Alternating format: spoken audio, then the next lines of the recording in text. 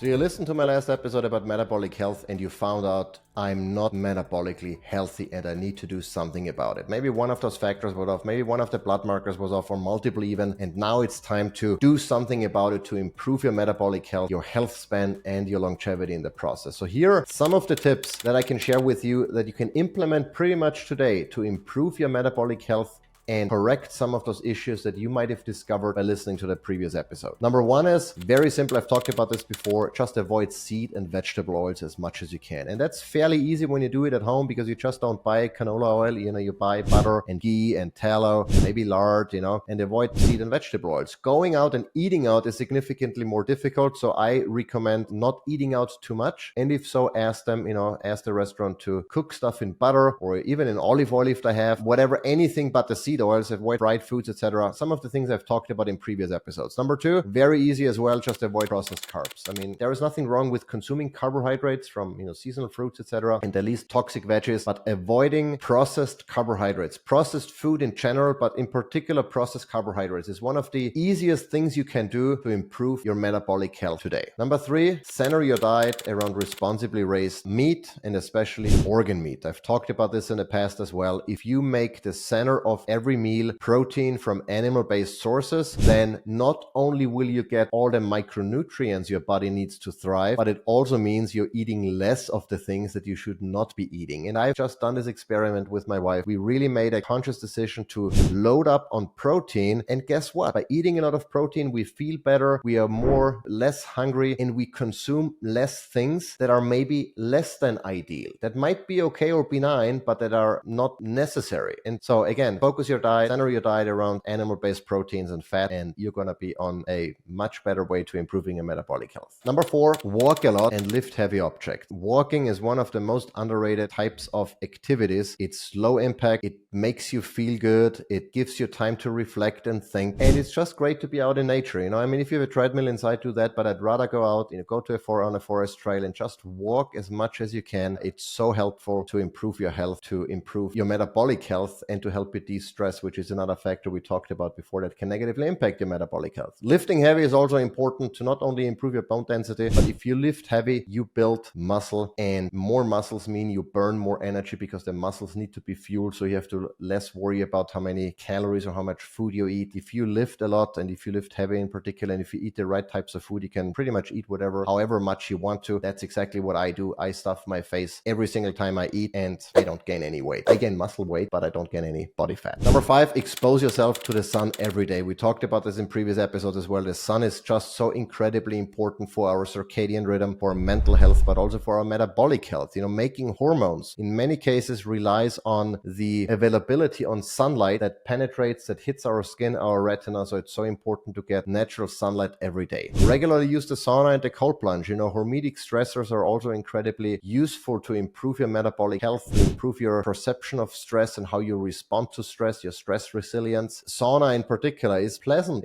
for most people, even if it can get very hot, and it should get very hot, but it's another way of letting your heart do some work, increasing your heart rate, dilating your blood vessels. All of those things can help you improve your metabolic health. Maintain a consistent sleep and wake time. Talked about this many times before. It's just so important for everything that goes on inside of your body to maintain a consistent sleep and wake time. If you're sleeping at the same time or going to sleep the same time or roughly the same time every day, and you wake up roughly at the same time every day, your circadian rhythm is in sync with how it should be, and every cell in your body can just work significantly better than if you do something that disrupts your circadian rhythm. If you mess with your sleep and wake time, your metabolic health, your mental health will suffer as a consequence. So do the exact opposite and go to bed roughly at the same time every day. Practicing mindfulness and be present more often. That's also something that many people don't connect it with metabolic health, but stress is an important factor that can derail your metabolic health. And so if you do things that can help you deal better with stress, to become more stress resilient, and being mindful and more present is certainly one of the best ways to avoid stress in some cases and to better deal with it, to perceive it differently. So if you do that, you can also improve your metabolic health. Avoiding plastic food storage containers. We talked about this in the xenoestrogens episode. Plastic, microplastics, the xenoestrogens in plastic, in food storage containers, but also in personal care products and other things can really mess with not only your endocrine system, but with your metabolic health with your gut health. And all of those things are obviously connected. It's not that you cannot be metabolically healthy if your endocrine system isn't working optimally, and you cannot be metabolically healthy if your gut is not functioning optimally, out of whack. So make sure you avoid plastic as much as you possibly can. And next one, filter your drinking water. Goes back to avoiding toxins that can disrupt your gut health, that can disrupt your metabolic health. For some people, it might be useful to wear a continuous glucose monitor for a couple of weeks to really find out how your blood sugar is responding to certain foods. Among the quote-unquote healthy foods or foods that I would typically not avoid, they are those that cause a different or a more negative spike or a higher spike in blood glucose than others. And so everything else being equal, I don't necessarily think that a spike in blood sugar, if it comes down right away, is a bad thing. But if you notice that consuming certain foods causes your blood sugar to remain elevated for extended periods, that's not good. And I've noticed this in particular,